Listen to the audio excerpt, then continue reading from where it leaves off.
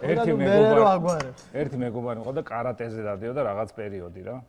არც ეს სპორტში არ გამართა. ის პერიოდი ყველა რო დავდიოდი ხალხად, ხო? ხო, დადიოდა კარატეზე და წაიყვანეს თურქეთში რაღაც. ხო, რატო დადია ხოლმე თან რაღაცა პერიოდი.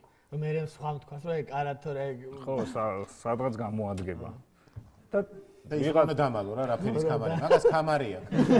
ხო, და შავი. ჩამოვიდა და ყვება თურქეთში ტურნირზე რა ჩაიდინა. შემოხვედრესო ვიღაც ყაზახსო და მაგრამ ცემაო. და ისე ცემაო რომ გავმწარდიო და გვერდზე გავიყვანეო საქმეს ურჩევდიო. მე მეთქი მე კიდე მცემაო. მანამდე ხო წესების დაცვით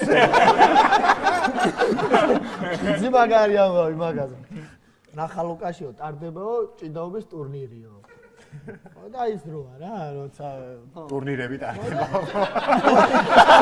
როცა ესე ტარდება ტურნირები და მოკლედ ასე ვთქვა ნახალუკელების კანდიდატი გამოდის იმაზე რა ჭიდაობის ტურნირზე და როგორც იქნა ფინალამდე მივიდა რა ესე ისე პოსლე ჩაიგუზე გამოიგუზე გავიდა რა ფინალში და იქედან შეხვდა აი ესეთი ყურებით კასპელი ვაი კინა რა შეხედეს ახლა რა და ფინალია რა შანსი არა აქვს გრავიტაციითაც რო არ ეცემა აი შანსი ხოდე წავიდა დაიადა კასპელმა კლაშ და დააღუნა და საჯმა ესე ნახალოკელები რომ წამოდგა და ქულაო ეს კასპელი გაგიჟდა რა ქულა ჯარიმა ამას ეუნება გაფრთხილება რომ ნუ სპორობო რა სუფთაო კაცო ქულაო ეუნება რა და ეშინია რა ხო აი მოკიდა ამ კასპელო მეორე დაატრიალა გარჩი აგდო დაიჭირა და გააქანა და ბეჭებზე დასცა